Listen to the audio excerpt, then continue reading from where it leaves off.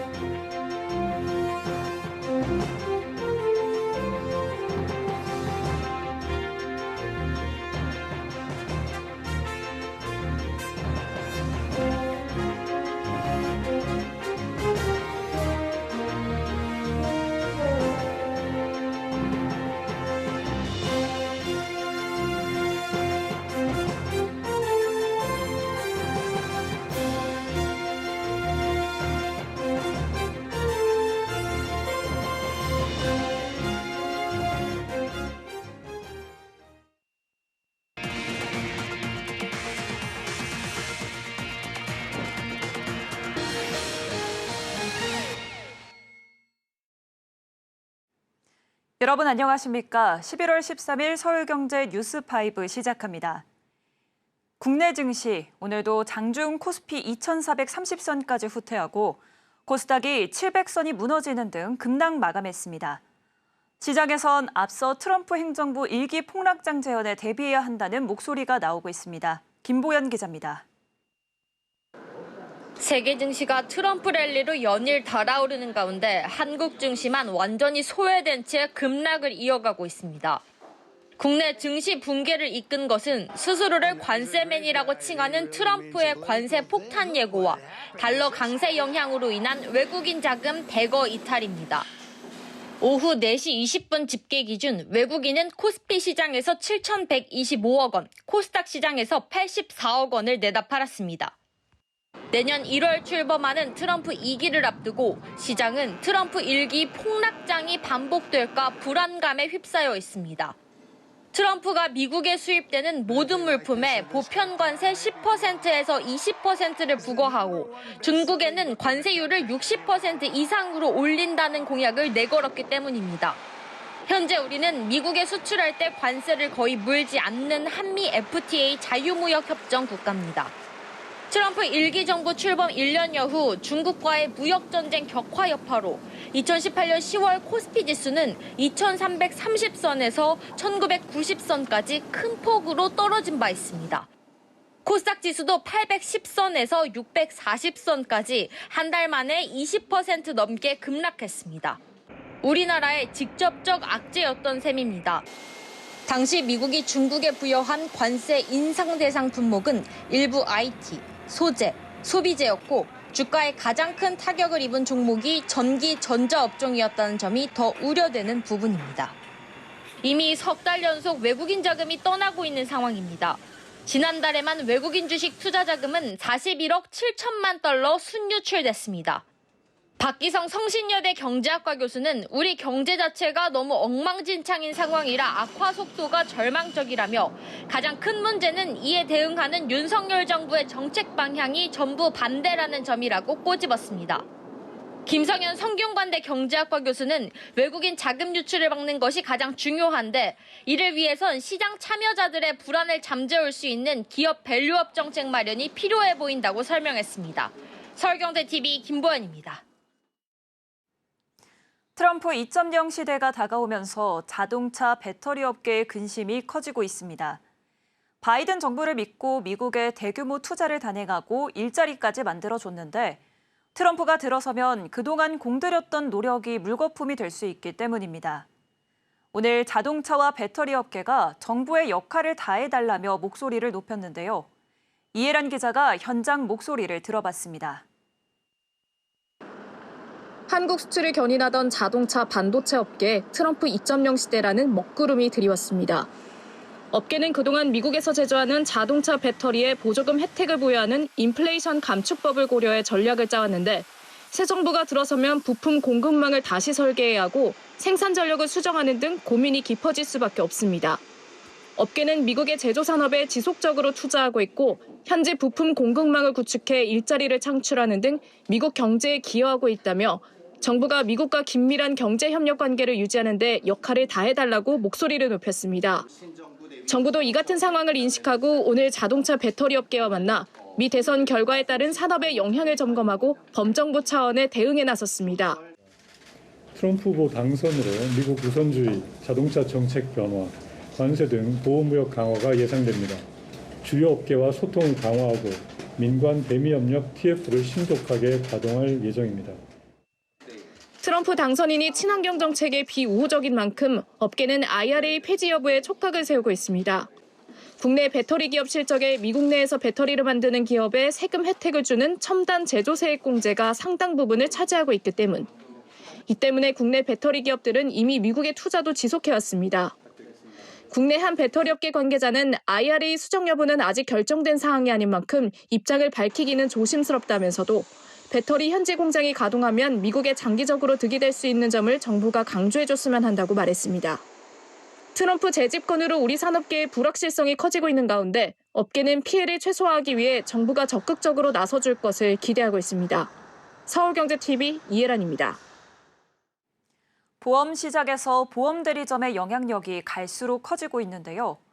GA 간 설계사 영입 경쟁도 치열해지면서 수억 원에서 많게는 수십억 원에 달하는 정착 지원금 때문에 부당 승환 계약 등 소비자 피해도 늘고 있습니다.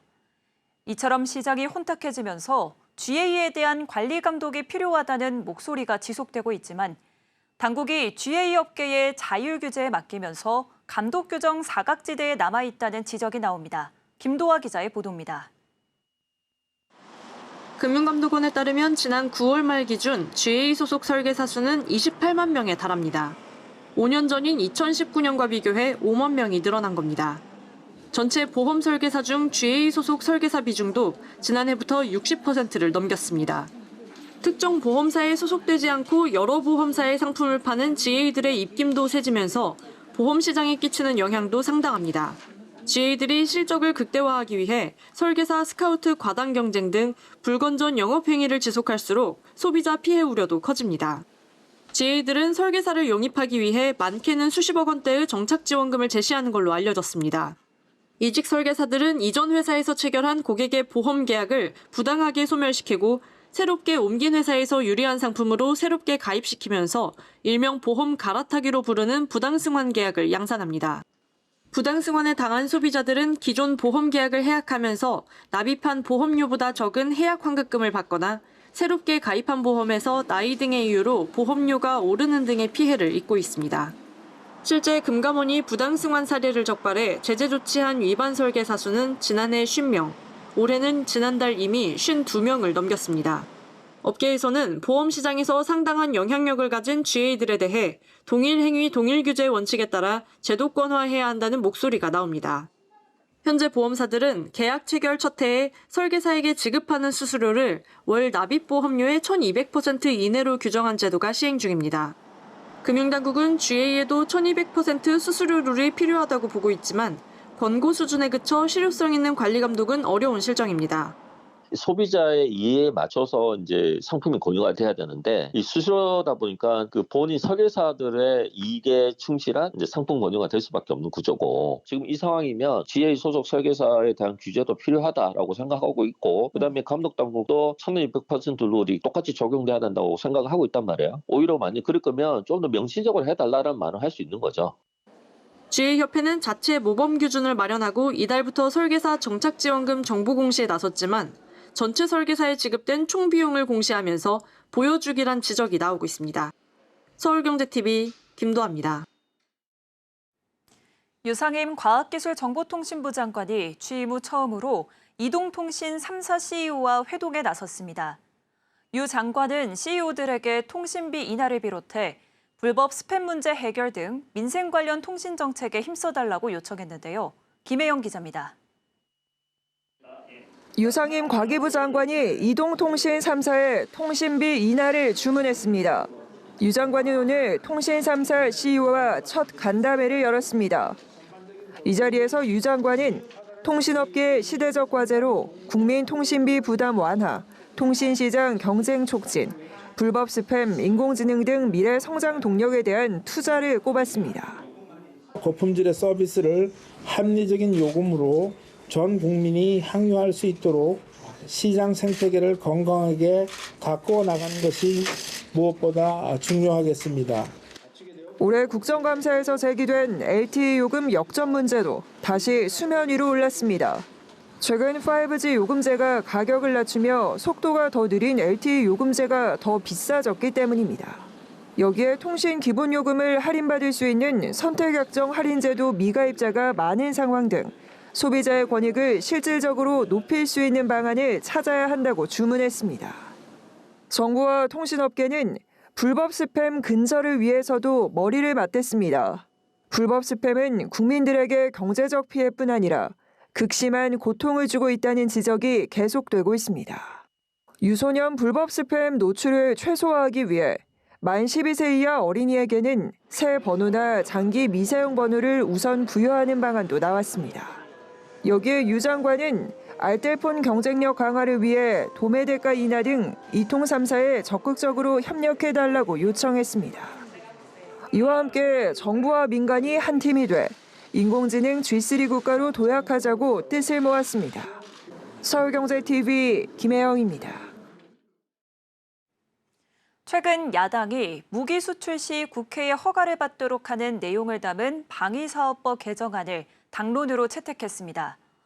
수출 절차가 길고 복잡해져 K-방위산업 수출 경쟁력을 떨어뜨리고 방위산업의 특성을 고려하지 않았다는 목소리가 나오고 있습니다. 김효진 기자입니다.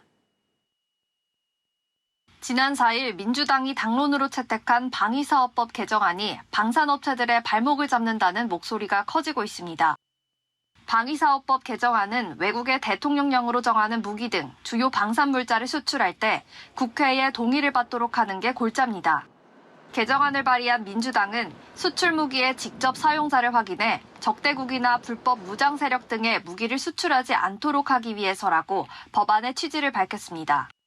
하지만 업계와 여당은 수출 절차가 길고 복잡해져 납기 경쟁력이 떨어진다고 우려하고 있습니다.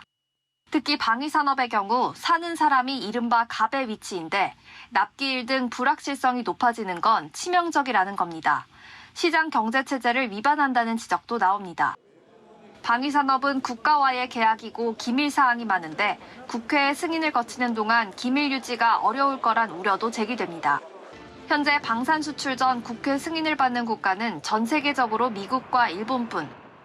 미국의 경우 민감한 전략무기 체계를 수호하기 위한 목적이고 일본은 2차 대전 이후 헌법에 무기 수출 금지 조항이 생겨 예외적인 수출을 허용할 경우 국회 승인이 필요해 우리나라와 같은 선상에서 비교하기 어렵습니다. K방산은 지난해 수출액 140억 달러를 기록하며 우리 산업의 신성장 엔진으로 성장하고 있는 상황. K방산 수출을 늘릴 수 있도록 힘을 모아야 할 때라는 의견이 힘을 얻고 있습니다. 서울경제TV 김유진입니다. 오는 28일 이복현 금융감독원장은 8개 금융지주 이사회 의장을 만납니다. 현재 진행 중인 금융권 CEO 선임 과정의 공정성을 강화하고 내년 1월 시행 예정인 책무 구조도를 위한 내부 통제를 당부할 것으로 예상됩니다. 금융지주는 변경 사항이 발생하더라도 연말 계열사 CEO 등 임원 인사를 마무리한 후 내년 초 책무 구조도를 시행한다는 입장입니다. 이연아 기자입니다. 이복현 금융감독원장이 오는 28일 8개 금융지주 이사회 의장과 간담회를 가집니다. 이 원장은 내년 1월 책무구조도 첫 시행을 앞두고 이사회 의장들에게 내부 통제 강화를 당부할 것으로 예상됩니다. 금융판 중대재해처벌법이라 불리는 책무구조도가 시행되면 금융사고 등 내부 통제 부실 문제가 발생했을 때 책무구조도에 기재된 임원별 책임과 제재에 따라 처벌이 가능해집니다.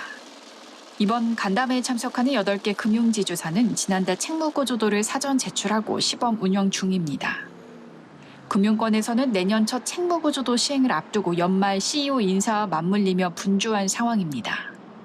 함영주 하나금융회장, 이석준 농협금융회장, 김기용 JB금융회장 등의 임기는 연말부터 내년 3월까지 만료되고 5대 시중은행장 임기는 연말 종료됩니다. 이번 간담회에서 이 원장은 CEO 선출 과정의 공정성과 투명성 강화도 주문할 것으로 전망됩니다.